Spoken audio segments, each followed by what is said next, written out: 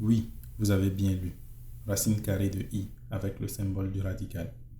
Cette vidéo est divisée en 3 parties dont la dernière calcule ce nombre. Si vous êtes uniquement intéressé par le calcul de ce nombre, alors je vous invite à aller directement à cette partie. Les 2 premières parties présentent cependant pourquoi est-ce qu'on peut écrire racine carrée de i et aussi les subtilités qu'il y a à prendre en compte dans l'utilisation de ce symbole. Bonjour à tous. Pendant ma formation au collège et au lycée, on m'a toujours dit que seuls les nombres positifs peuvent être écrits sous le radical. C'est vrai. C'est vrai jusqu'à ce que l'on voit le nombre imaginaire. Dans le système français, on nous interdit d'écrire racine carrée de -1 par exemple. Mais dans le système américain, cela est permis. En fait, ayant la chance d'avoir fait les 2 systèmes, je sais à peu près de quoi il s'agit. Cette vidéo fait suite à une polémique qui a été créée à la suite de ma vidéo que voici. En fait, il s'agissait de résoudre l'équation racine carrée de x plus racine carrée de -x est égal à 8. Et plusieurs personnes dans les commentaires m'ont fait savoir que cela n'est pas possible ni dans R ni dans C parce qu'on n'a pas le droit d'écrire racine carrée d'un nombre complexe. En fait, j'aimerais simplement vous montrer que non, on a bien le droit de l'écrire. Je vais commencer à m'amuser simplement à rechercher square root of i, qui veut dire en anglais racine carrée de i sur Google. Comme vous pouvez le voir, dès mes premières lignes de recherche, je vois déjà le symbole qui est utilisé avec le nombre i. Mieux, si je vais sur le site milefoot.com par exemple, je vois qu'il est écrit même racine carrée de -1 et également racine carrée de i. Bien sûr, ce site cherche la racine carrée de i comme j'ai posé la question. Aussi, la célèbre chaîne américaine YouTube Black Pen Red Pen, ayant plus d'1 million d'abonnés, a fait une vidéo sur les racines de i et il écrit bien sûr racine carrée de i. Pour finir, si je vais sur Wikipédia, vous pouvez voir qu'il est mentionné que parfois on écrit racine carrée de -1 pour désigner i dans le contexte des maths avancées et parfois moins avancées. Cependant, il faut faire attention à l'utilisation de ce symbole. En effet, les règles de calcul de R ne s'appliquent pas dans le cas de ce contexte.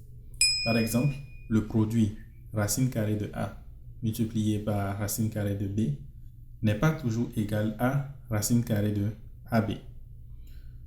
Pour mieux voir cela, prenons par exemple A qui est égal à -2 et B qui est égal à -8. Je ne peux pas dire que racine carrée de -2 multiplié par racine carrée de -8 est égal à racine carrée de -2 fois -8 qui est en fait racine carrée de 16 qui est 4.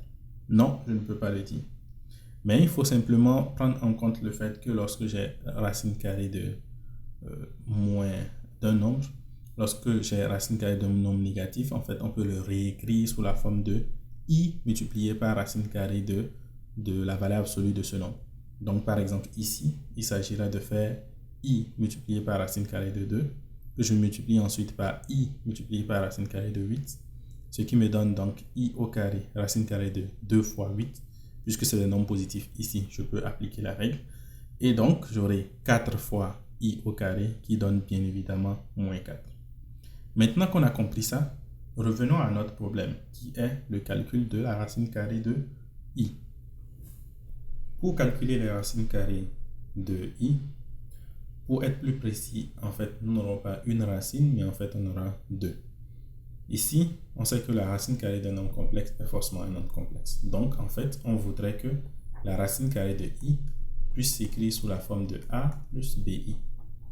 Donc, ensuite, qu'est-ce qu'on fait? On va simplement élever cette équation au carré, c'est-à-dire que j'aurai racine carrée de i au carré qui est égal à a plus bi au carré. Et racine carrée de i au carré, la racine carrée peut disparaître avec le 2, donc ce qui va me donner i ici. Et ici, je vais élever simplement au carré, donc j'aurai a au carré plus 2 fois a facteur de bi plus bi au carré. Et puisque I au carré est égal à moins 1, donc cela revient simplement à dire que A au carré plus 2ABI plus B au carré fois moins 1. Qu'on peut encore écrire comme A au carré moins B au carré plus 2ABI. Étant donné que nous avons des nombres réels qui sont là, c'est-à-dire A et B, donc en fait, I qui a fait 0 plus 1 fois I est égal à A au carré moins B au carré plus 2ABI. Ce qui veut dire en fait que cette partie-là est égale à ceci et cette partie-là est égale à ceci. Donc, on résout simplement un système d'équations à deux inconnus. Donc, ceci revient à dire que je cherche A au carré moins B au carré est égal à 0 et 2AB est égal à 1. Je cherche bien sûr A et B. Donc, ici, je vais me concentrer sur la deuxième équation qui est là. Donc, 2AB est égal à 1 implique que B est égal à 1 divisé par 2A. Ensuite, je vais simplement remplacer ce B dans la première équation. Ceci veut dire que j'ai A au carré moins 1 divisé par 2A qui est B au carré qui est égal à 0. Ensuite, cela veut dire que A au carré moins 1 divisé par 4A au carré est égal à 0.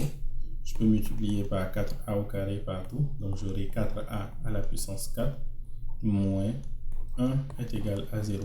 Bien sûr, ici, c'est parce qu'on sait que A égale à 0 n'est pas solution. Parce que si A était égal à 0, alors 2A fois B ne peut pas être égal à 1. Donc, on peut multiplier, bien sûr, par 4A au carré. Et cela va nous permettre donc d'avoir que 4A au carré, 4A à la 4 est égal à 1. Donc, A à la 4 est égal à 1 divisé par 4.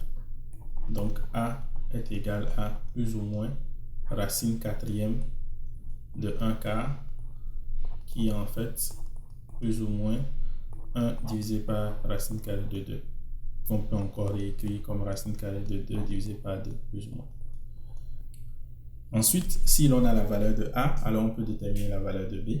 Pourquoi? Parce que B est égal à 1 divisé par 2A. Cela veut dire que si A est égal à 1 divisé par racine carrée de 2, alors B serait égal à 1 divisé par 2 facteur de 1 divisé par racine carrée de 2, qui donne, je peux mettre le plus ou moins ici directement, ce qui va me donner donc plus ou moins 2 divisé par racine carrée de 2, ça fait racine carrée de 2. Donc 1 divisé par racine carrée de 2, il y a aussi racine carrée de 2 divisé par 2 avec un plus ou moins. En d'autres termes, c'est que A est égal à B qui est égal à plus ou moins racine carrée de 2. Ce qui veut dire que j'ai deux valeurs possibles, donc deux racines pour notre nombre complexe I.